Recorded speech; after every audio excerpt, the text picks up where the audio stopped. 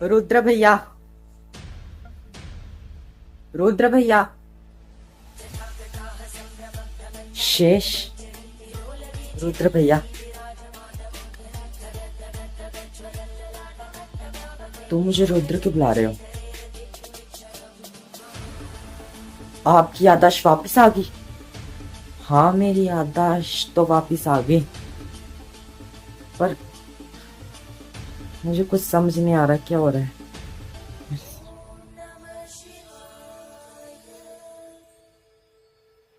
Minute, एक minute, आप बैठिए। अब मुझे सब कुछ बताओ कि मेरे साथ क्या हुआ है। मैं आपको सब कुछ सच बताता हूँ।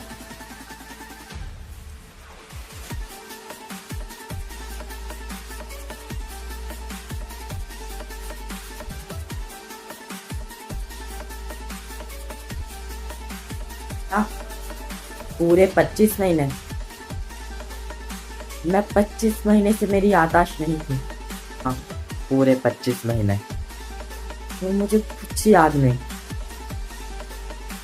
मैं उधर गिरा, शेष मेरी शक्तियां भी जा चुकी हैं।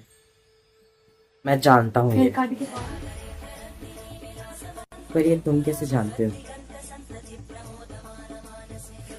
क्योंकि अब शेषनाग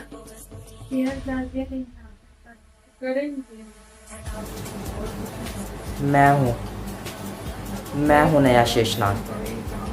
जब मुझे ये शक्तियाँ मिली, मैं तब भी समझ चुका था जहाँ आपको कुछ हो चुका है, जहाँ आपकी शक्तियाँ चली गई हैं। तब मैं इस घर में बंद हो चुका था। मैं घर से कहीं बाहर नहीं निकलता था। मैं अपना मकसद तक भूल चुका था।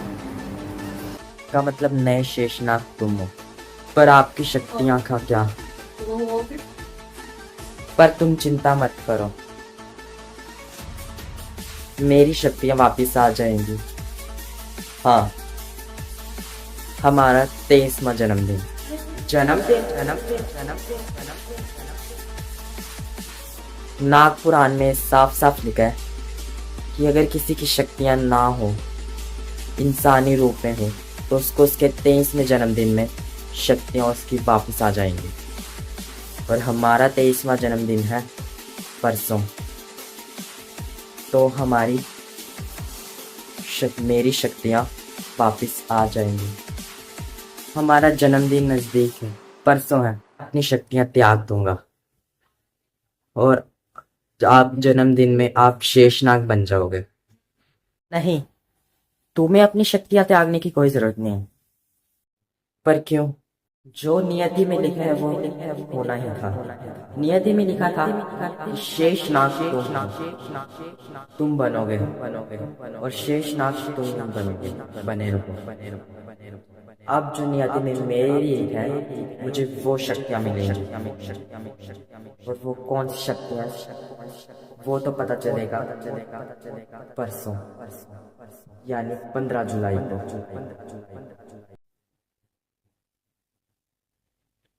ठीक है भैया।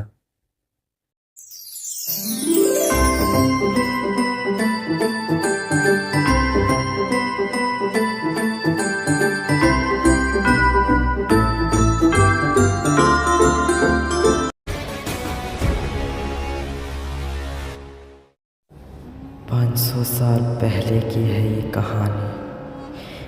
एक था राजा, एक थी रानी।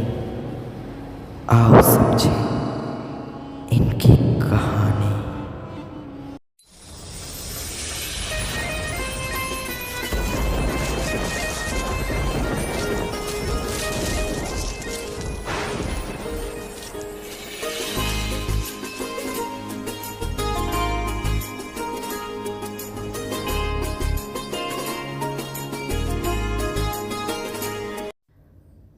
इन दोनों में था इतना प्यार कि कोई न सका जान, पर लगी ऐसी नजर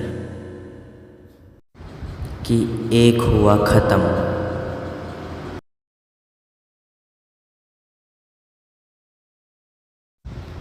माँ की मौत का और राम मंदिर टूटने का लेने आए थे इंतकाम।